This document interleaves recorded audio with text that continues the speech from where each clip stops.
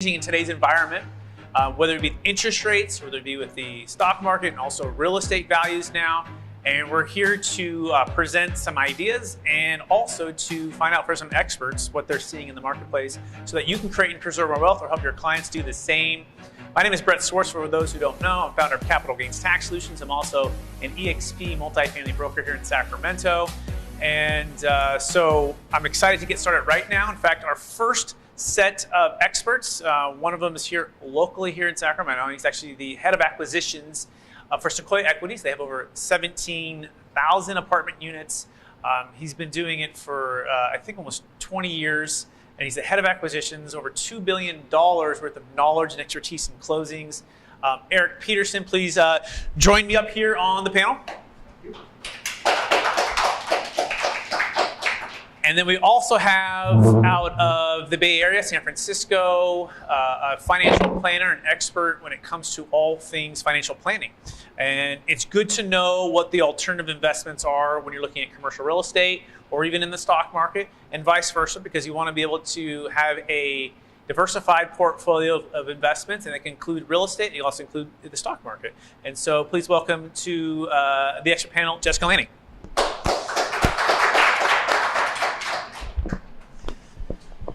All right, so getting started here. I'll start with Jessica. So give us a little bit more about your story and your current focus. Sure. Hi, I'm Jessica Lanning. I'm an independent financial planner. I have my own company in San Francisco. And my core client base is what I call do-it-yourselfers, even if they've done it by accident, right? They've managed their career. They've lived within their means. They've saved money, even if it's only in their 401ks. They've raised a kid or three. They've bought a house. I did mortgages for a very long time, and I have this huge database of clients that have a lot of property. I'm one of few financial planners that really understands how to integrate real estate into an overall financial plan, and I'm actually a fan of doing that. Most financial planners don't understand the Schedule E. They don't understand depreciation. Let's just sell that building and let's go invest it over here because that's really what they understand. So that's what I do.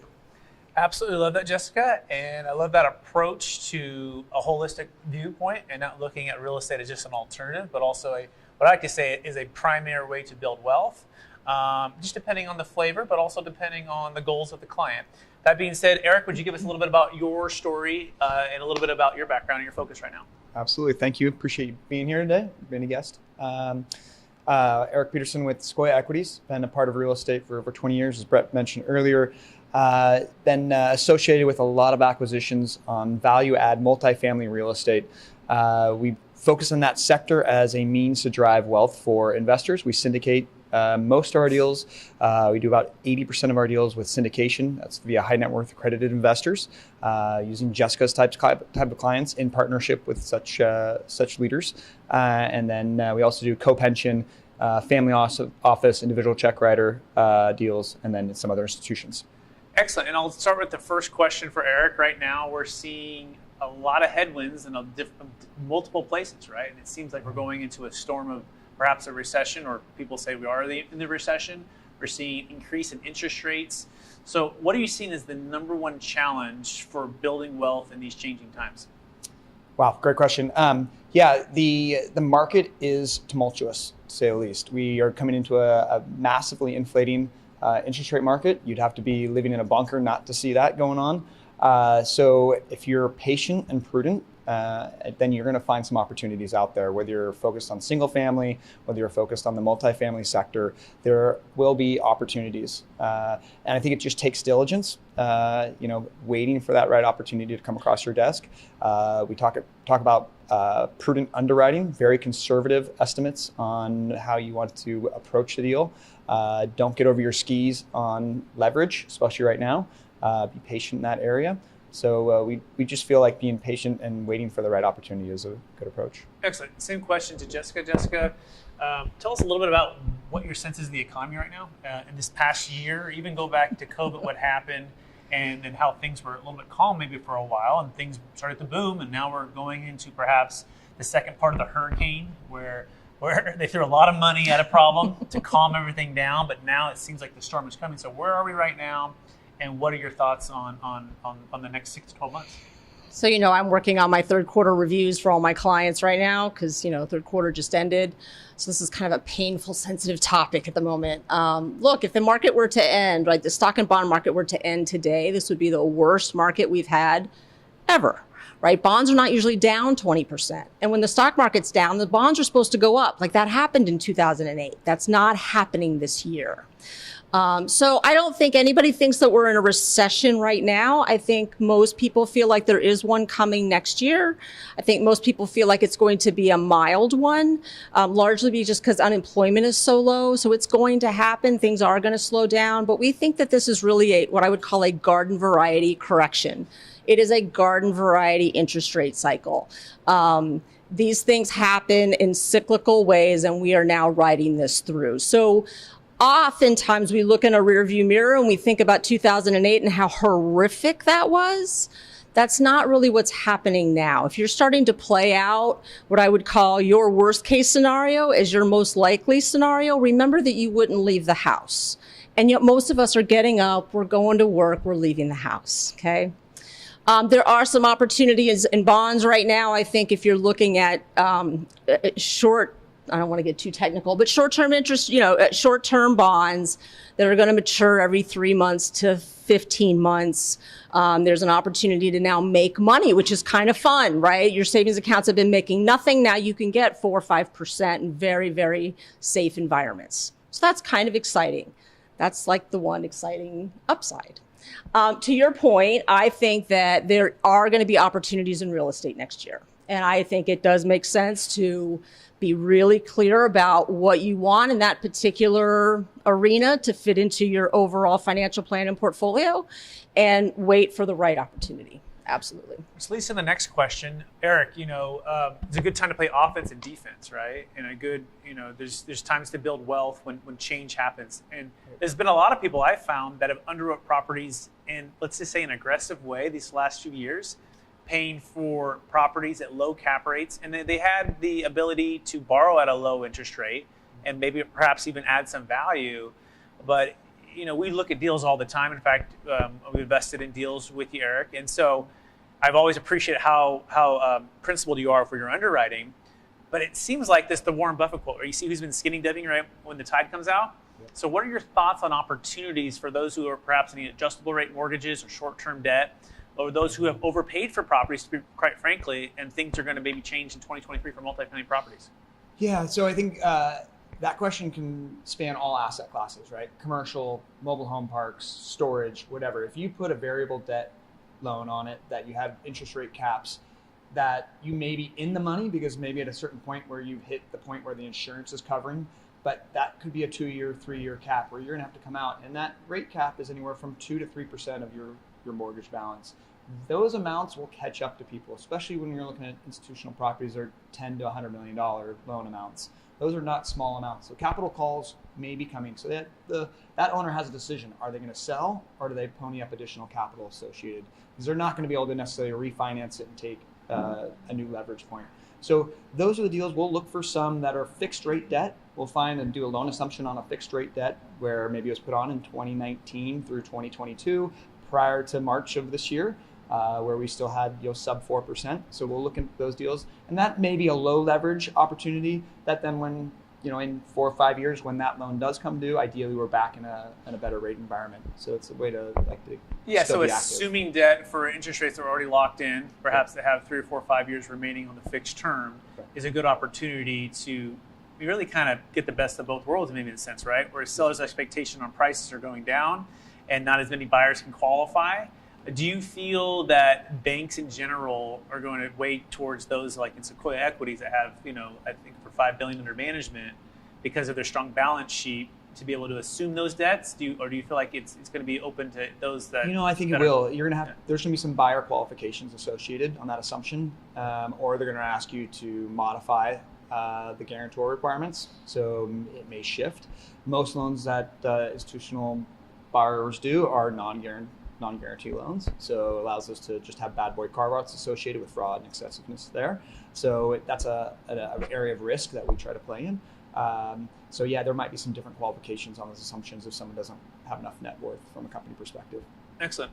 Going to Jessica now, you mentioned in the beginning that you try to help clients, encourage clients, real estate, stocks, bonds, mutual funds, the holistic financial plan. We also have had you on the podcast and you talked about the cash cows, right? Mm-hmm. And having different cash cows. So talk about how you've helped clients in changing times, especially in the city of San Francisco. In fact, we had a client that sold a duplex. They lived in one half and exited the other half, highly appreciated over all the years. Maybe share that story of how real estate has been able to help them build wealth, but also when they were able to exit and defer the tax and how that fit into their overall financial plan. So as I was mentioning before, I have lots of clients that have real estate, and I'm going to exaggerate to make my point, but they bought it for $2 and it's now worth $2 million. And if they want to go and sell it, they've got this huge capital gains tax bill that they need to pay. So that was the case with these clients that I was working with. They had a 2-unit building in San Francisco. They lived in one, didn't live in the other, although they were kind of using it as a single family home in a way. She had some pretty challenging health problems. He was self-employed and, incomes that just went up and down. And so they were trying to get some stability in their financial life. And they didn't really want to pay all these capital gains taxes, right? Because that was going to take a huge hit on their overall portfolio. So what we were able to do is implement a deferred sales trust with Brett. They were able to sell that property, put it into the trust, and now they are receiving income off of it. We were able to defer the capital gains, and then they can receive income off of that note. And that's probably going to carry them till the end of her life for sure, and most likely his too. Yeah, and then the ability to have that extra 40% perhaps, state, federal Obamacare depreciation recapture is probably the minimum for them. Mm-hmm. Being in San Francisco, they bought it so many years ago. That extra 40% not only is now tax deferred, building wealth, and earning cash flow. Now, they weren't necessarily as, as comfortable with the stock market, right? Right. They were more. They actually made a lot of their wealth in that property, and so now they're having to maybe consider doing something different in the future, right? Mm-hmm. But the ability to actually be able to go back into real estate should the market drop, because they definitely sold at maybe the peak, right? Probably. So talk about that ability there too, to have that flexibility should they want to go back into real estate and again build wealth when the market changes to buy at a discount. Yeah, what's really nice about the Deferred Sales Trust is that I want to compare it at this moment to a 1031 exchange. There are very specific rules and timelines that you have to follow. And this last, 5 years in the marketplace, if not longer, has been really, really hard on people that have wanted to sell properties and buy other properties with a 1031 exchange, because that's another part of the tax code that allows them to continue to defer the capital gains taxes and the depreciation recapture. And so it's been really hard to meet those deadlines. And what we're seeing is that people were buying things they didn't want, right? But it was available. So making bad underwriting decisions, not really running their numbers, kind of holding their breath and crossing their fingers that property was going to work out. What's nice about the Deferred Sales Trust is that they can sell now, have that money in the trust. They can then turn around a year from now, 2 years from now, 5 years from now, and decide to get back into real estate, because, by the way, that's what they really love. And they can create a relationship with the trustee through an LLC and then go get that property that's actually cash flowing and, it is actually going to help them support their lives as well. Absolutely. And that's all tax deferred, by the way, if you're wondering, right? It's not actually paying the tax, which is amazing. It's still in a deferral state like a 1031 exchange, but has none of the timing restrictions. And so the ability to buy, and now go to Erik, the ability to sell high and buy low, Erik, is what we've been taught to do, right? And it's part of what you do at Sequoia Equities. You guys buy properties, you increase the value through forced appreciation, through improvements of the exterior, and you lower the expenses, right? Make the community more attractive for folks, and then you're going to sell high, right? But that timing aspect, talk about the ability to be nimble and to have deals available when they make sense for you, and how that helps you to create wealth with real estate. Absolutely. So, much like Jessica outlined, the trade process is very stressful for many companies and for individuals especially. So to be able to, for a private individual to use the DST, Deferred Sales Trust, to trade into a syndicated asset takes a lot of pressure off their plate. When One of the things that many people don't want is the necessary recapture that they've been trying to, Jessica's been, providing from a financial planner perspective, and the asset has from an accelerated depreciation perspective. We do try to take accelerated depreciation on our assets, that is taking a 27.5-year straight line depreciation schedule and cramming that all down into about a 7-year program so that you can accelerate that depreciation back to the investor and they can write off other gains in other areas, or if they classify as an active versus passive investor according to IRS, they can take even a larger amount. So we try to really utilize those and allow investors, depending on who they are and what they do, to be able to gravitate and earn that. So it's a good method. Yeah, it's a good thing to have tax flow and cash flow planning, right? It's not just cash flow, it's also tax flow. To the extent that certain tools and certain instruments work for you, it's what you want to know. And so part of that is having a team of professionals that are kind of like the brain surgeon, the knee surgeon, and your general practitioner. You want to have them all working together. Sometimes that CPA is that general practitioner, and then other times it's bringing in the experts to make sure you're executing on what you're really trying to achieve. So talk to us a little bit about investment opportunities right now, Erik. Are you guys on a pause, on an aggressive just look, wait and see? And if so, if you're buying, where do you feel like the most opportunities are going to be? What states, what regions, what asset type? Give us kind of that feel for your strategy moving forward. Yeah. Currently, we have an acquisition that we made in July of this year. We locked in pre-run-up of debt, so we're in the low 4s on interest rate. It's a $35 million deal in Federal Way, Washington. Value-add opportunity. It's a deal that we expect to have mid-teens IRR returns to investors over a 4-year hold. So we are active out there. If you can't, we really try not to ride the market. We try to drive our assets value. And that means going to an asset and doing a value add. That value add maybe include lipstick and rouge to an interior, faux wood floors, stainless steel countertops, or stainless steel appliances and new countertops, exterior cladding.